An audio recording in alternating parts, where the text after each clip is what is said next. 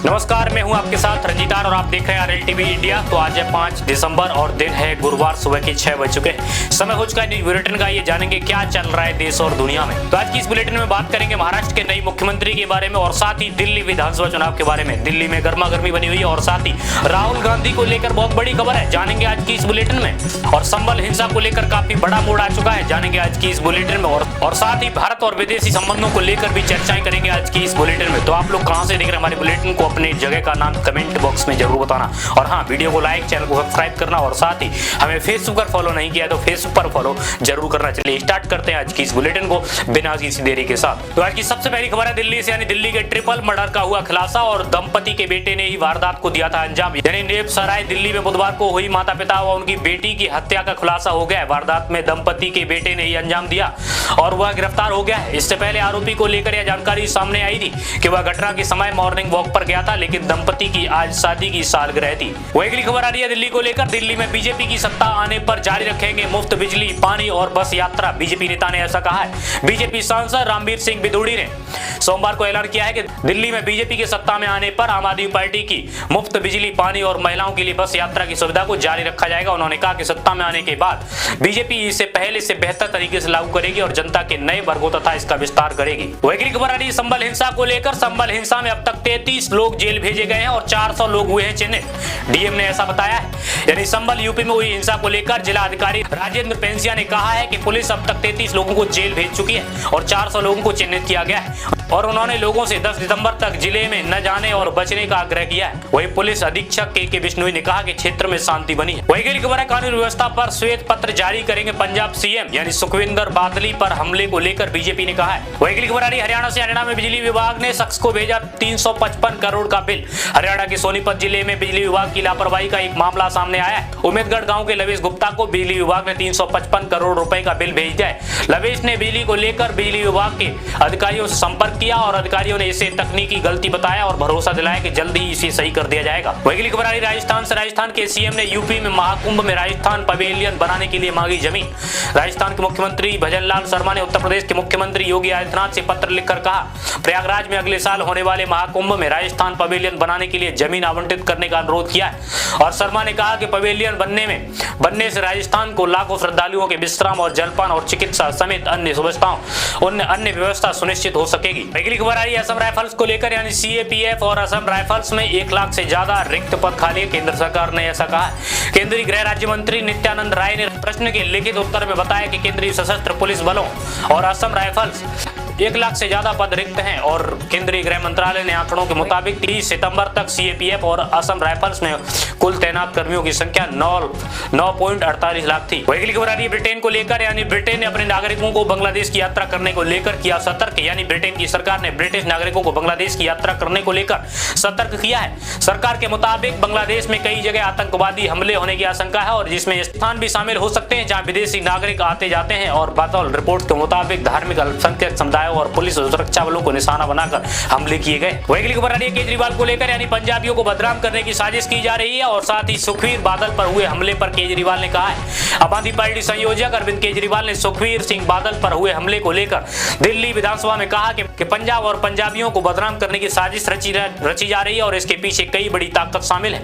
उन्होंने कहा पंजाब पुलिस ने न सिर्फ इस घटना को रोका बल्कि पूरे देश के सामने इस उदाहरण को पेश किया। वही अगली खबर आ रही है महाराष्ट्र के भावी मुख्यमंत्री को लेकर, यानी क्या है फेटा जिसे आज फडणवीस पहने नजर आए हैं। यानी महाराष्ट्र के भावी मुख्यमंत्री देवेंद्र फडणवीस ने आज विधायक दल की बैठक के दौरान भगवा रंग की तुर्रीदार खाक पगड़ी पहन रखी थी और जिसे मराठी फेटा कहा जाता है। फेटा को एक असली मराठा की पहचान माना जाता है और ये गर्व प्रतिष्ठा का प्रतीक मानी जाती है। शादी या किसी शुभ समारोह में इसे पहनने का चलन है। वहीं सीएम के शपथ ग्रहण के लिए मुंबई में 4000 से अधिक पुलिसकर्मी तैनात हुए हैं। यानी मुंबई महाराष्ट्र के आजाद मैदान में गुरुवार को होने वाले महाराष्ट्र के नए मुख्यमंत्री शपथ ग्रहण समारोह में 4000 से अधिक पुलिसकर्मी तैनात हो गए।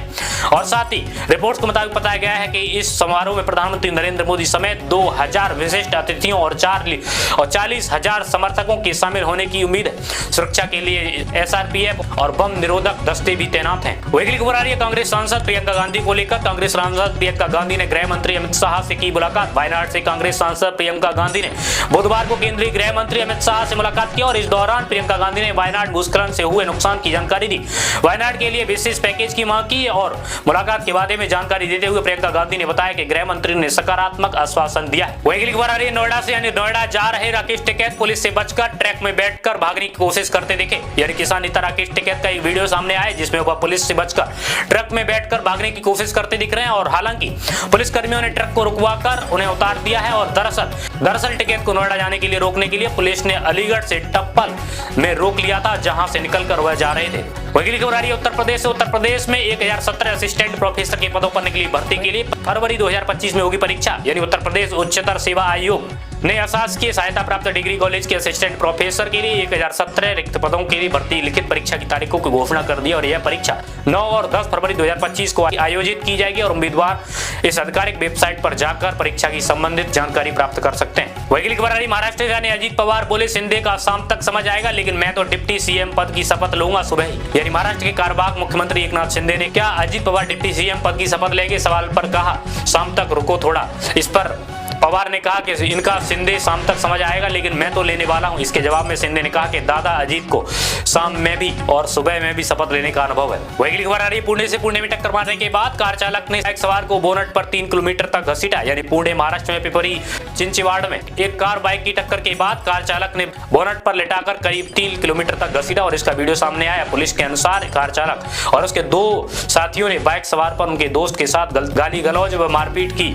तीनों आरोपी गिरफ्तार किए गए। वही अगली खबर आ रही दिल्ली हाईकोर्ट को लेकर। दिल्ली हाईकोर्ट ने शराब नीति केस में केजरीवाल के वही अगली खबर आ रही दिल्ली के मुख्यमंत्री अतिशी को लेकर। यानी केंद्र सरकार अपना कर्तव्य निभाने में विफल रही। दिल्ली में हुए ट्रिपल मर्डर पर सीएम ने कहा है। दिल्ली के मुख्यमंत्री अतिशी ने दक्षिणी दिल्ली के नेप सराय इलाके में घर के माता पिता और उनकी बेटी की चाकू गोदकर हुई हत्या को लेकर कहा कि यह पहली घटना नहीं है, दिल्ली में बढ़ते अपराध को उजागर करती है और इसमें कहा कि केंद्र सरकार अपना कर्तव्य निभाने में पूरी तरह विफल रही है। वही अगली खबर आ रही फिलिस्तीन और इजराइल को लेकर। यानी भारत ने यूएन में फिलिस्तीन क्षेत्र में कब्जे को लेकर इजराइल के खिलाफ किया मतदान। यानी संयुक्त राष्ट्र महासभा में इजराइल द्वारा पूर्वी यरूशलेम सहित कई फिलिस्तीनी क्षेत्र में कब्जा किए जाने के संबंध में हुए जारी प्रस्ताव में भारत समेत 157 देशों ने इजराइल के खिलाफ मतदान किया। वहीं अर्जेंटीना, हंगरी और इजराइल, माइक्रोनेशिया, नाउरू, पलुआ और पपुआ न्यू गिनी और साथ ही अमेरिका ने इस संबंध में इजराइल के पक्ष में मतदान किया है। वही खबर आ रही सुप्रीम कोर्ट से। सुप्रीम कोर्ट में मास्टर समेत 107 पदों पर निकली भर्ती और 67,700 तक मिलेगा वेतन।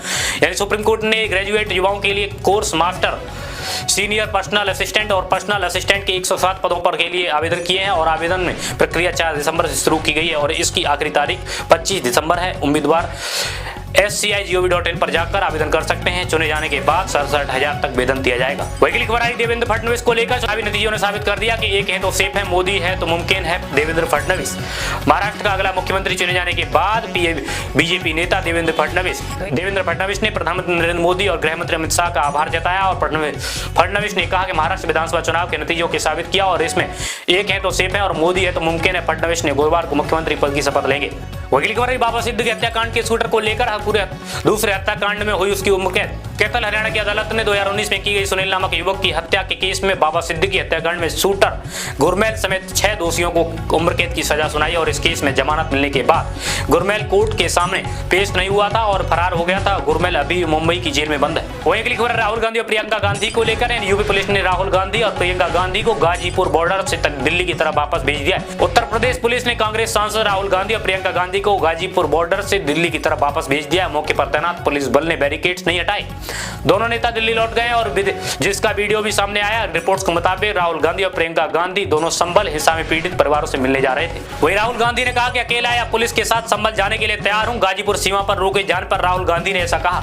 कांग्रेस नेता राहुल गांधी ने गाजीपुर बॉर्डर पर रोके जाने के लेकर बुधवार को कहा कि विपक्ष के नेता के तौर पर जाना मेरा अधिकार है, लेकिन फिर भी मुझे रोक रहे हैं। और उन्होंने कहा कि मैंने कहा है कि अकेले जाने को तैयार हूं, पुलिस के साथ जाने को तैयार हूं, लेकिन इस पर भी राजी नहीं हुए। तो आज के बुलेटिन में इतना ही। होप आप सभी को ये बुलेटिन पसंद आएगी और पसंद आई तो वीडियो को लाइक करना, चैनल को सब्सक्राइब नहीं किया चैनल को सब्सक्राइब करना। अगर आपने हमें फेसबुक पर फॉलो नहीं किया तो फेसबुक पर फॉलो जरूर करना। चलिए मिलते हैं आप सभी से नेक्स्ट बुलेटिन के साथ। तब तक के लिए जय हिंद, जय भारत, वंदे मातरम।